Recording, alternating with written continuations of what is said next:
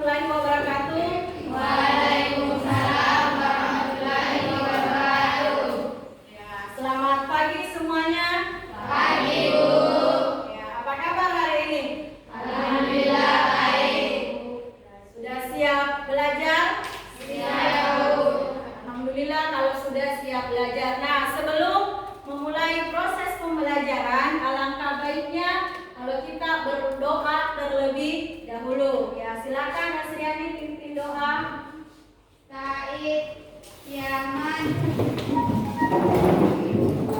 Doa. Bismillahirrahmanirrahim. Rabbi zidna ilman warzuqna fahman. Allahumma yassirna wa la tu'assirna. Amin. Salaman. Assalamualaikum warahmatullahi wabarakatuh. Waalaikumsalam warahmatullahi wabarakatuh. Jurusan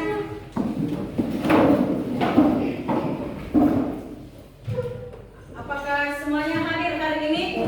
Hadir, Bu. Alhamdulillah kalau sudah hadir ya semua. Ya, sebelum Ibu lanjut ke materi, ya Ibu akan membagikan selembar kertas untuk kalian. Nah, ini yang harus dikerjakan terlebih dahulu baru kita lanjut ke materi.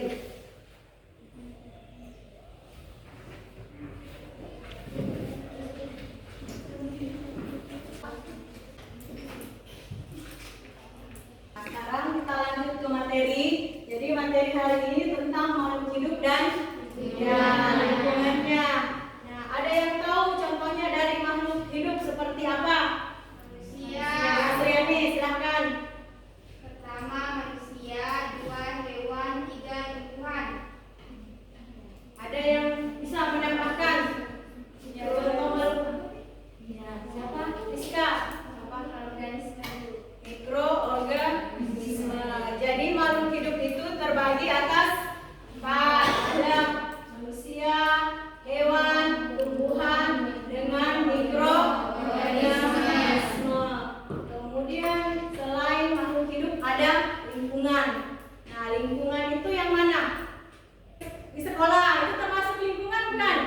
Nah, lingkungan. Jadi di mana tempat kita tinggal itu yang dinamakan dengan lingkungan itu. Kemudian makhluk hidup dengan lingkungannya itu akan kita pelajari. Nah, ada yang tahu apa manfaat kita mempelajari makhluk hidup dan lingkungannya? Ya, silakan. Di lingkungan yang bersih kita akan merasa nyaman. Ya, berarti tidak bisa hidup di lingkungan yang kotor, kita akan merasa tidak nyaman.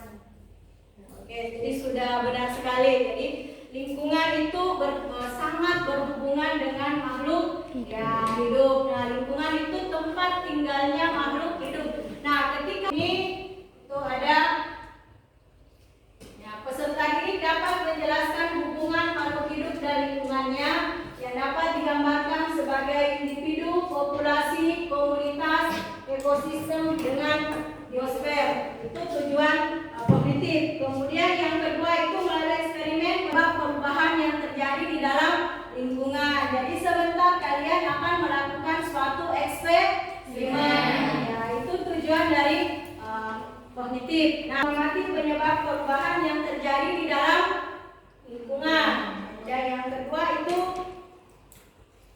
kemampuan diskusi di dalam kelompok. Jadi sebentar ada diskusi dalam kelompoknya pada saat kalian melakukan eksperimen. Kemudian yang kedua itu ada kemampuan kalian dalam menyimpulkan. Itu kalau keterampilan. Nah, kalau sikap itu melalui kerja kelompok kalian mampu berkolaborasi antara teman kelompok yang lainnya. Kemudian yang kedua itu kalian mampu mengumpulkan laporan eksperimen dengan tepat waktu. Nah, sekarang kita lanjut. Ibu ada gambar. Ya, ada gambar. Nah, kalau ini gambar tentang apa? Individu. Gambar tentang individu. Kalau ini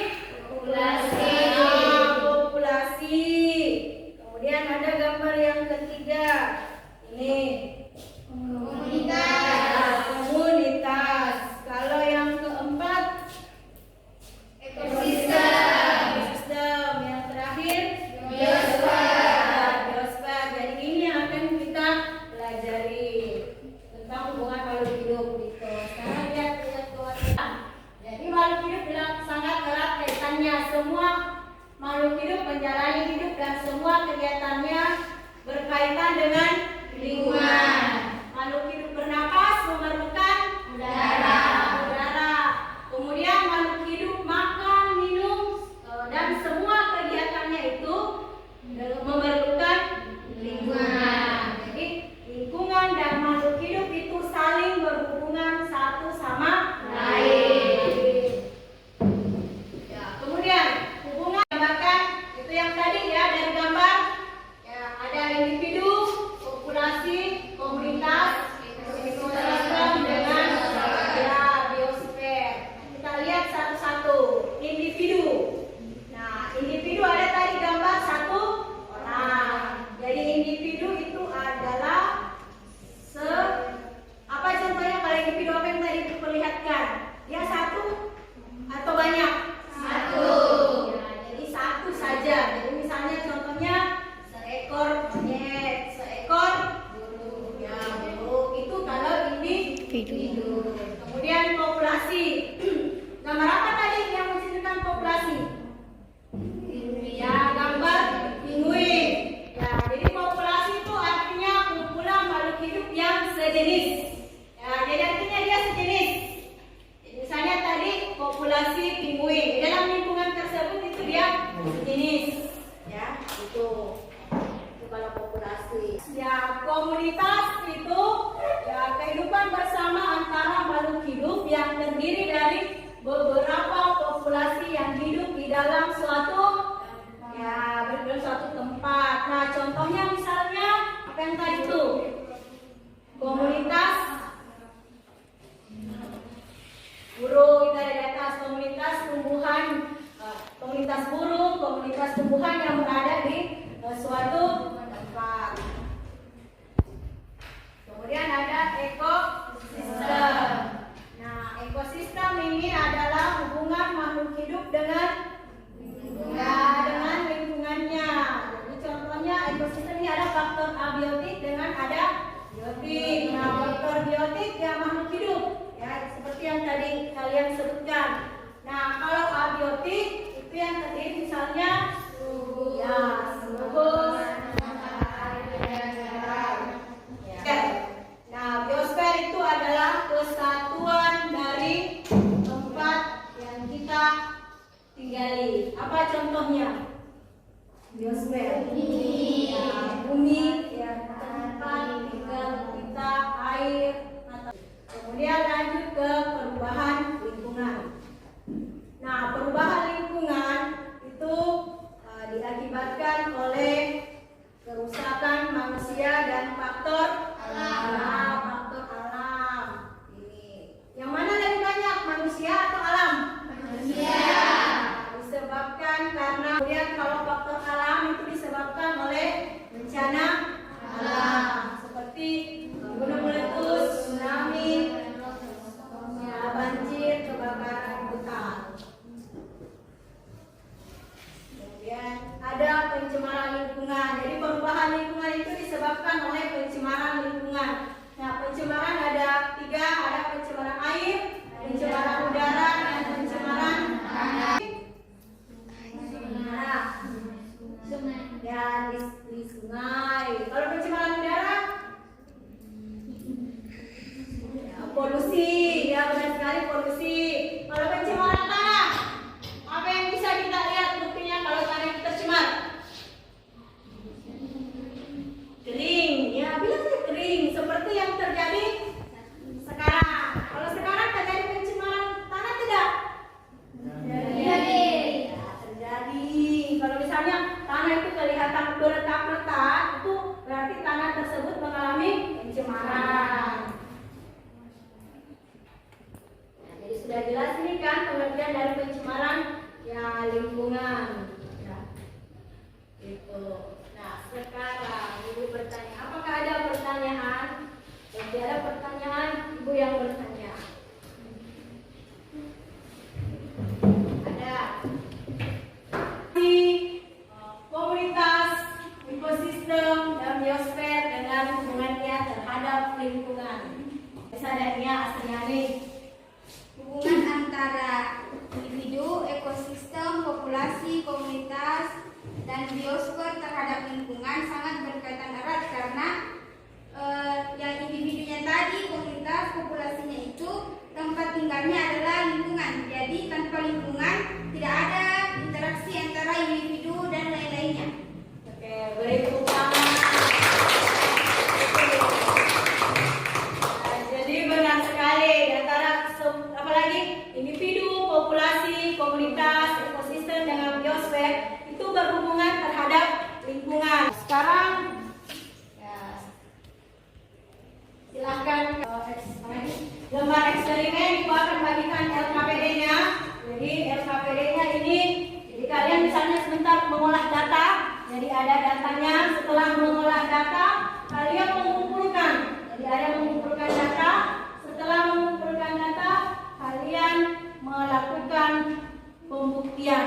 Setelah pembuktian, kalian membuat suatu kesimpulan. Jadi silakan dibaca LKPD-nya, ikuti instruksi yang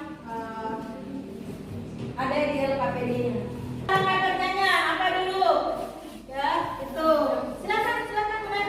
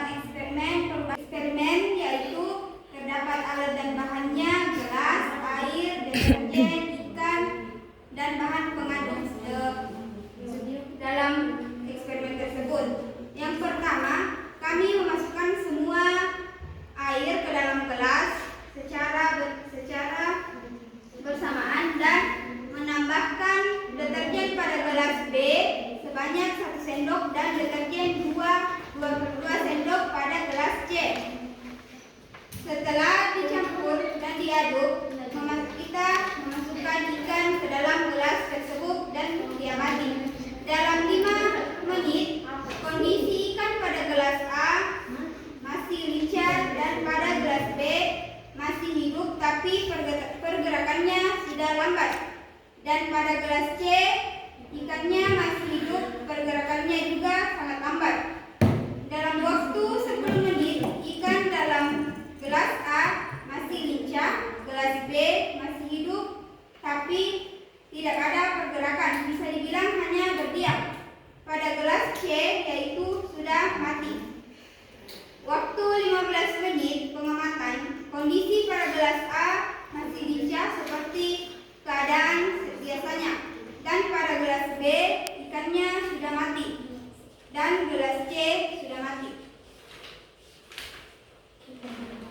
Adapun pertanyaan diskusi, yaitu yang pertama, apakah gerakan ikan pada setiap gelas sama? Jika tidak, gelas mana ikan terlihat lebih lincah? Tidak. Gelas yang terlihat lincah adalah gelas bertuliskan huruf A. 2. Ikan pada gelas mana yang menunjukkan gerakan semakin lambat? Ikan pada gelas C. Pada akhir percobaan, ikan dalam gelas mati. Menurut kalian apa faktor penyebabnya? Pada akhir percobaan, ikan di dalam gelas A masih lincah, sedangkan pada gelas B dan C ikan di dalamnya sudah mati karena faktor penyebabnya adanya deterjen dalam gelas tersebut. Yang keempat, apa kesimpulanmu? Kesimpulan kami adalah dalam gelas A tidak akan ada perubahan ikan yang terjadi disebabkan tidak adanya bahan deterjen yang tercampur. Sedangkan gelas B dan C mengalami perubahan yaitu ikan tersebut memiliki lendir pada tubuhnya bahkan sampai mati karena adanya bahan deterjen yang tercampur yang mengakibatkan pencemaran. Yang kelima, sebuah perairan terkena limbah deterjen atau limbah lainnya dapatkah disebut tercemar? Ya, dapat disebut tercemar. Tuliskan ciri-ciri air tercemar, yaitu airnya berwarna dan berbau. Apa peranan air dalam kehidupan? Peranan air dalam kehidupan adalah membantu memberikan energi pada otot dan melumasi sendi-sendi agar tetap lentur. Itulah tadi sedikit presentasi dari kelompok 3. Kurang lebihnya mohon dimaafkan. Wabillahi taufiq wal hidayah. Wassalamualaikum warahmatullahi wabarakatuh. Waalaikumsalam warahmatullahi wabarakatuh. Ya, beri aplaus untuk kelompok 3. Kita semuanya ini berinteraksi di dalam lingkungan. Kemudian dari hasil eksperimen tadi, ya kita ketahui bahwa ketika lingkungan atau suatu tempat mendapatkan bahan pencemar, maka makhluk hidup yang hidup di dalamnya itu akan tercemar.